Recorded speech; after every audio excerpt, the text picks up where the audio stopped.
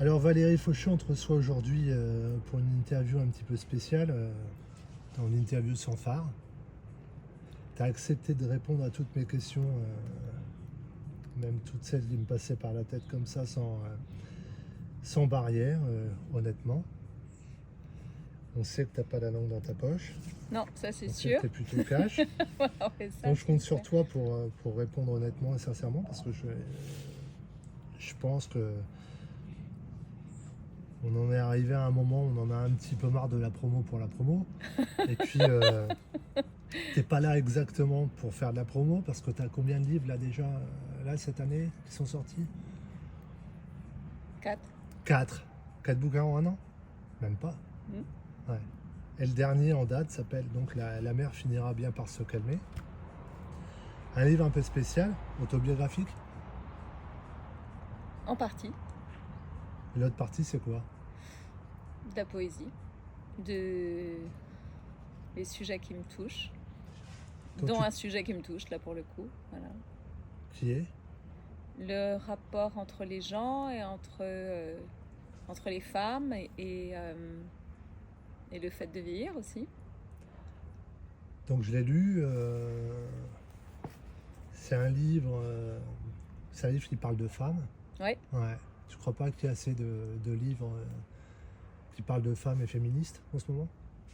Alors c'est pas un livre féministe du tout, dans le sens où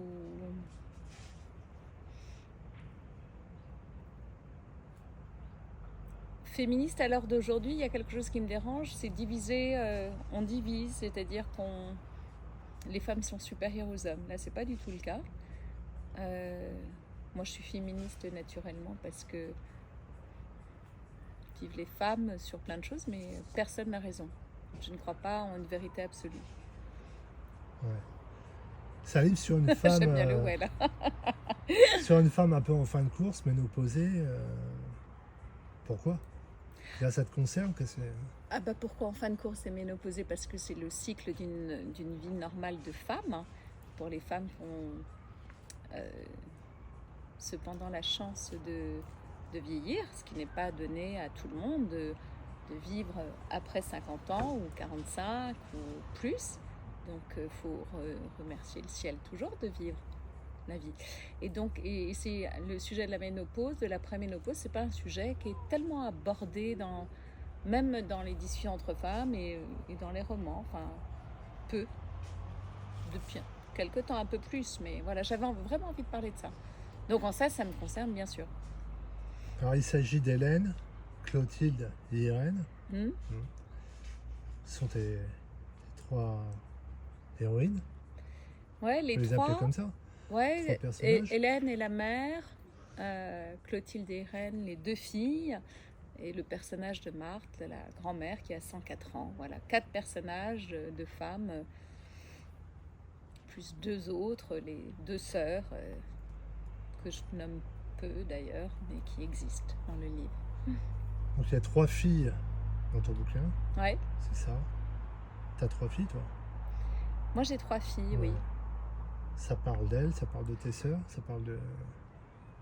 Alors, ça parle du féminin que je connais, en tout cas forcément, parce que je crois qu'on écrit avec ce qu'on connaît, ce qu'on appréhende, ce qu'on a approché de près ou de loin, d'une façon ou d'une autre, malgré tout. Mais pour le coup, le personnage d'Hélène n'a que deux filles. Moi, j'ai 3 filles, pour répondre à votre question, là, ta question. En parlant de filles, pour toi, puisque t'es une mère, Hmm. est-ce qu'une fille, c'est forcément proche de sa mère, justement?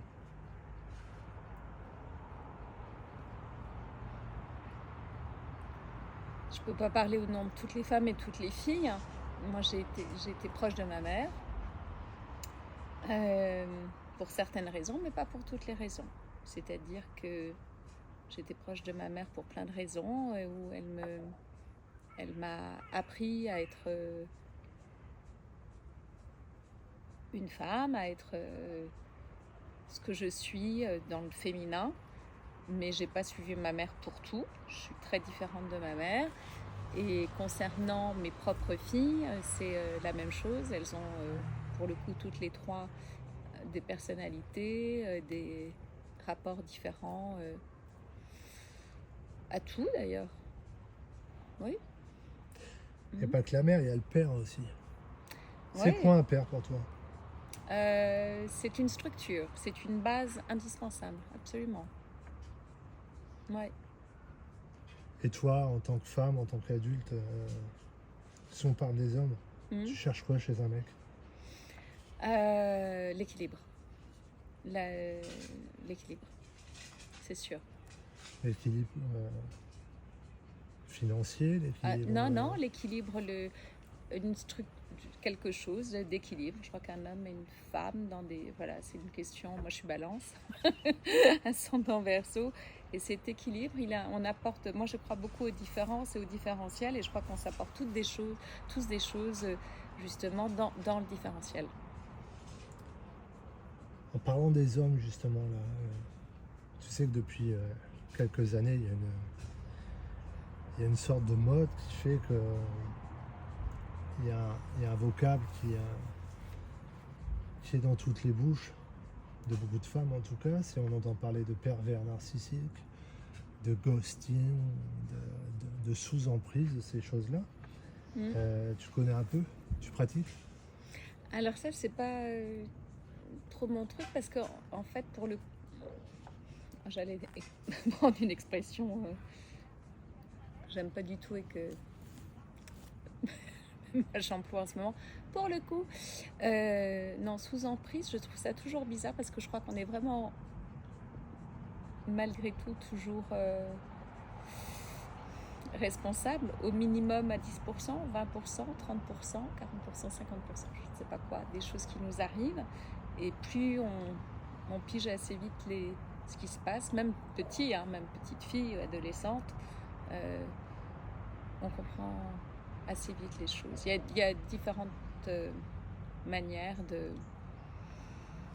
de changer aussi les relations. Je dis pas du tout que c'est facile, et j'en connais un petit rayon pour le coup là-dessus, mais je n'aime pas, en tout cas je n'aime pas cette chose d'être sous emprise. Ça, c'est sûr que ça fait pas du tout partie d'un vocabulaire que j'aime aujourd'hui. On peut toujours sortir de l'emprise d'une façon ou d'une autre, même si c'est difficile, absolument. Si je te dis la bague, la robe, la bague de mariée, qu'est-ce que tu me dis? Alors pour moi, une bague n'est pas du tout liée au mariage. Une robe n'est pas liée à une robe de mariée. Et c'est quoi le troisième truc? La bague de mariée. Ah bah encore moins, ça correspond... C'est que ça, c'est une phrase de ton bouquin. C'est une phrase de mon bouquin, effectivement, mais c'est justement la phrase de l'héroïne. Mais chez moi, là, la question, elle était pour moi. Ouais. Mais parce que ça, c'est quelque chose qui est lié justement à des domaines, à des réflexions que j'ai pu entendre et observer. Et à cet endroit, c'est vraiment une fiction de tout ce que j'ai pu entendre chez des femmes d'âges différents, de milieux culturels et sociaux, professionnels différents. Mais chez moi, ça correspond absolument à rien. Et si je poursuis, je te dis la robe de mariée nettoyée au pressing. Qu'est-ce que ça veut dire? C'est une robe de mariée, c'est sale? Non, c'est pas du tout sale. Bien au contraire, c'est pas sale. Ça peut être effectivement un acte que j'ai vu, de mes yeux vus, dans ma vie. Mais pour le coup, je reste très discrète sur quelqu'un qui a fait ça. Et ça, j'avais trouvé ça très choquant. C'est resté dans un coin de ma tête, et j'ai voulu en parler dans ce livre. Alors la continuité du bouquin, dans la continuité, si on suit un peu la narration, c'est à un moment donné, on lit quand même dépasser l'histoire secrète de la famille. Ouais. Donc c'est vraiment ça. Encore une fois, je ne détiens pas du tout la vérité, mais dans toutes les familles, il y a des secrets. Dans toutes les familles, il y a... Et toutes n'en font pas un livre. Comment? Toutes n'en font pas un livre.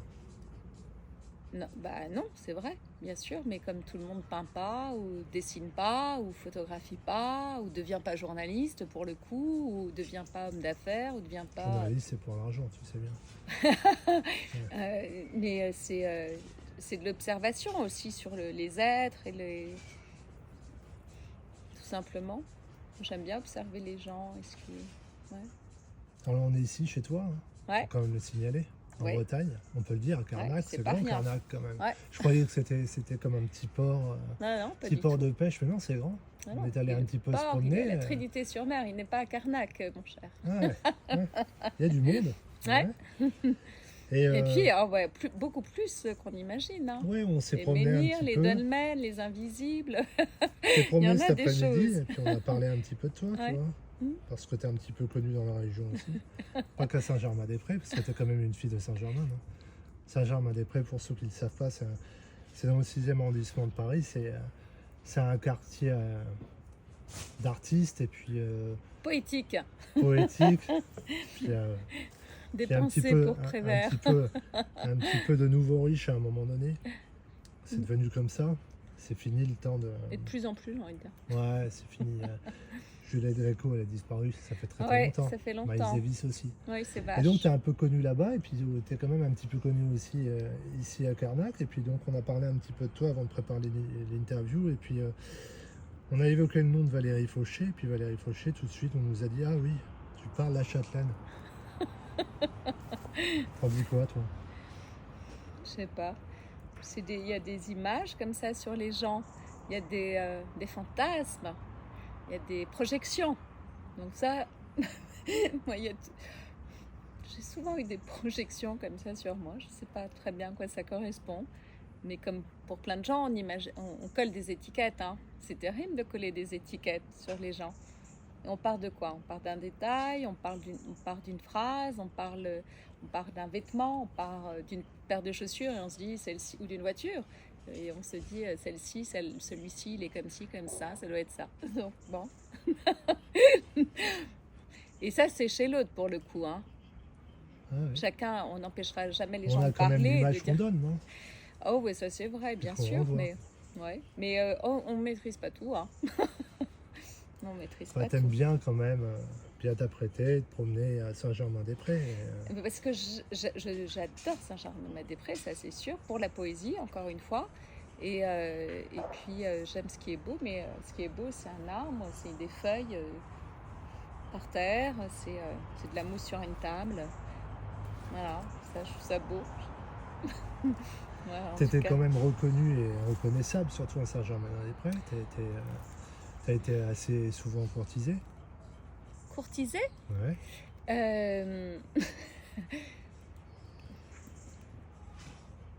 Ouais, mais je ne sais pas, faut demander à mes courtisans. Je ne sais pas. Je sais pas ça. Par tout type de mec.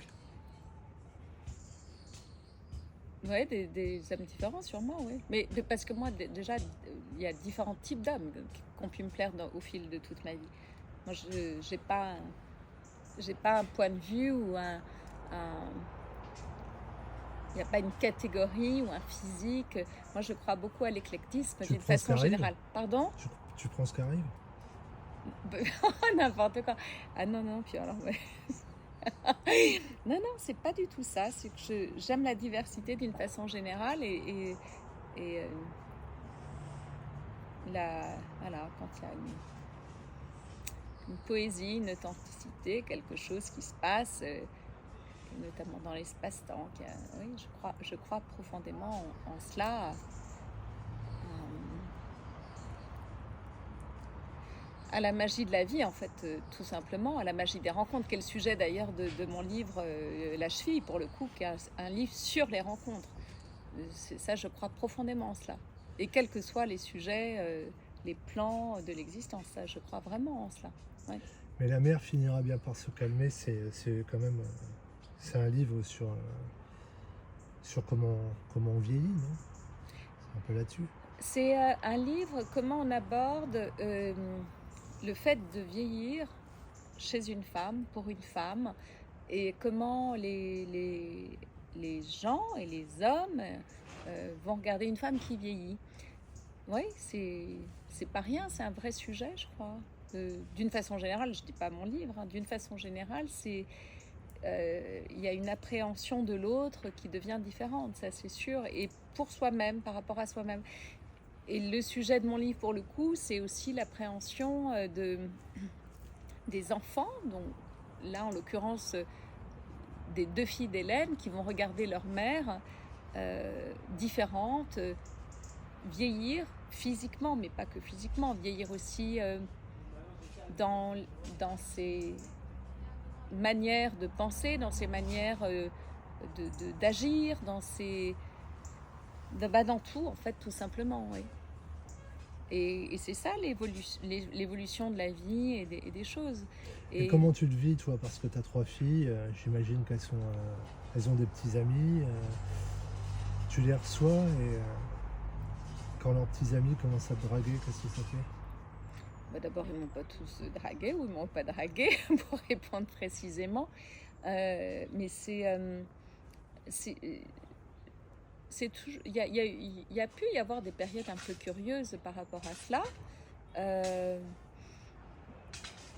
qui sont, ouais, c'est un peu bizarre, mais j'imagine que pour vous les hommes c'est la même chose aussi quand vous avez des filles, c'est que il y a des jeunes filles qui arrivent très jeunes, ça doit être particulier je sais pas, mais quand tout se fait en bonne intelligence et avec, je sais pas, quand c'est vrai, toute chose qui est vraie, de toute façon, ça se passe bien, ça, c'est évident. T'as l'âge que t'as. Ouais. Et que j'assume complètement. La ménopause et les mecs, c'est pas un frein? La ménopause et les mecs, c'est particulier, la ménopause. Moi, je suis ménopausée. C'est un moment qui est fort dans la vie d'une femme. Pourquoi? Parce qu'on a, enfin, pardon, toutes les femmes, je déteste parler pour tout le monde, mais donc je vais pas le faire, je vais juste parler pour moi. En tout cas, moi, je l'ai vécu ainsi. Il y a des métamorphoses qui se font, bien évidemment. C'est physique, c'est dans le comportement, dans le désir aussi, dans plein de petites choses. Et puis,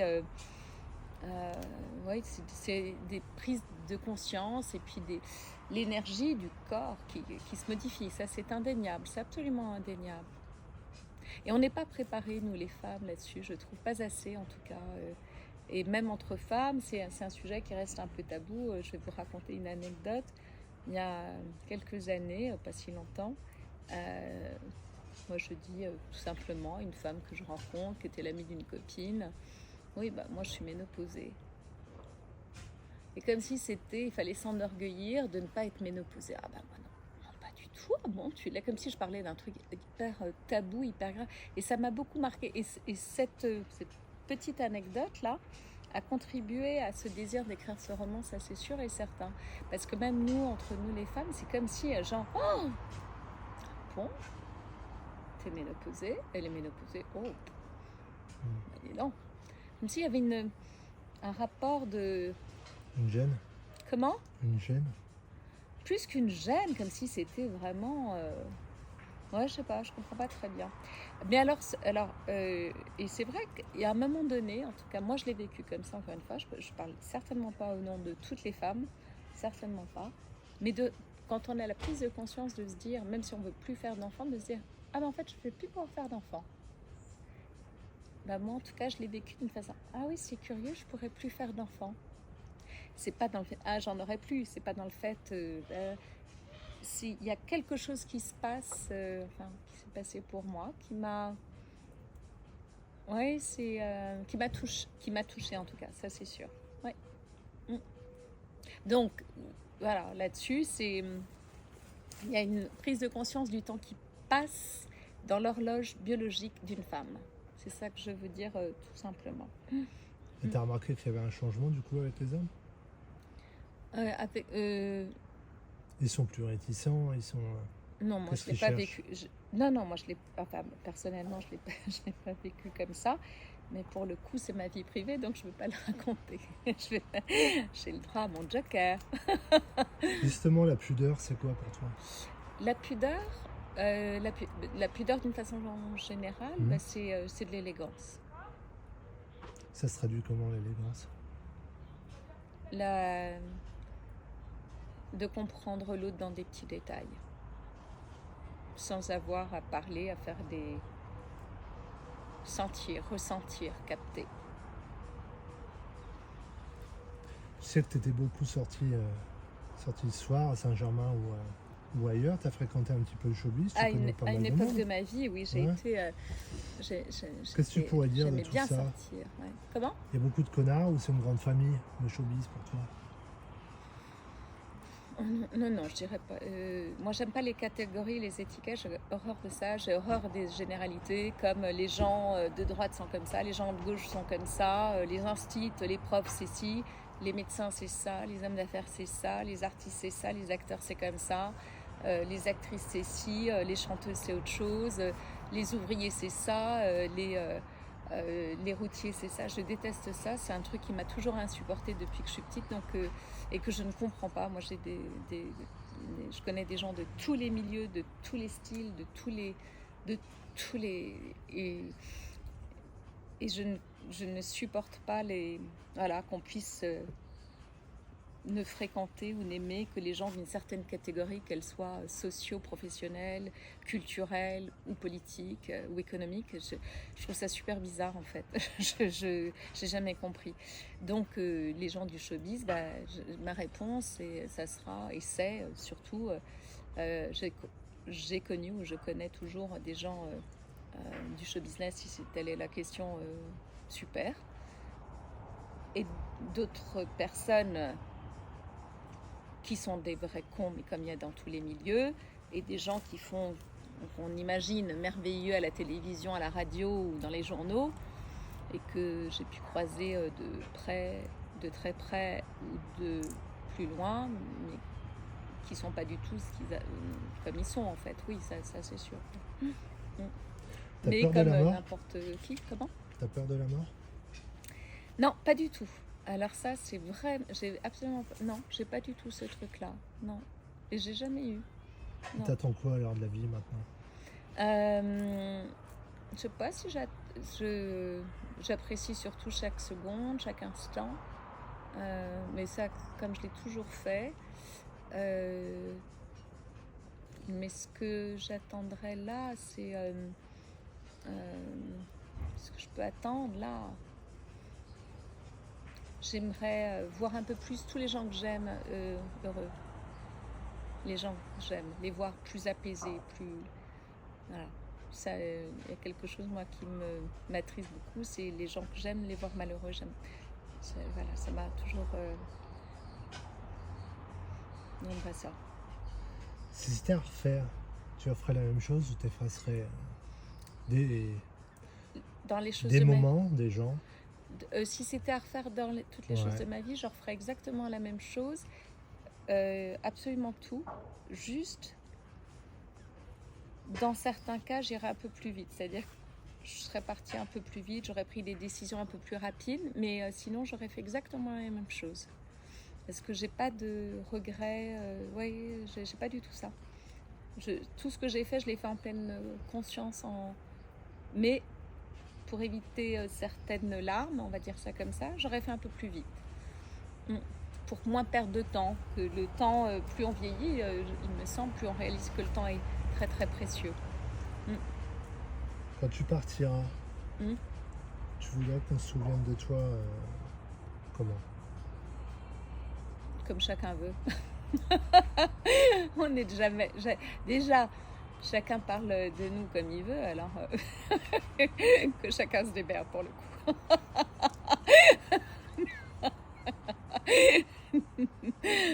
Alors la mer finira bien par se calmer. Tu penses vraiment? Ouais. Ouais. Oui. Ouais.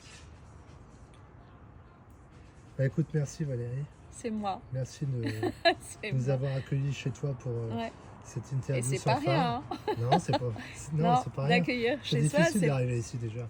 Oui, c'est vrai. Et que le portail s'ouvre en plus. Ouais. Alors, je rappelle qu'il y a le livre de Valérie Fauché, son dernier livre, dernier ouvrage qui est sorti il y a quelque temps, il n'y a pas tellement longtemps d'ailleurs. Ouais, 12 juillet l'année 12 dernière. juillet. Enfin là, l'année dernière. Qui s'intitule La l'impression qu'on mer est passé à finira l'année bien d'après. par se calmer. Alors, je vais le montrer, je sais pas si on va y arriver comme ça. Voilà. Comme ça. Et t'en as déjà un en préparation à nouveau. Hein. Ouais, je suis en pleine écriture. T'as déjà le titre, Je le dirai pas, mais c'est diras un livre pas. sur l'amitié. Sur qui l'amitié. est très important pour toi, je crois. Très très important, beaucoup plus que l'amour. Beaucoup plus que l'amour. Eh ben merci Valérie Fauché d'avoir accepté de répondre à toutes nos questions, sans phare c'est ou moi. presque, en utilisant un joker. Justin, ça va. Hein. Ouais. Et donc on se dit à bientôt alors. Merci, merci, bientôt. merci à vous. Merci à Au toi. revoir. Au revoir.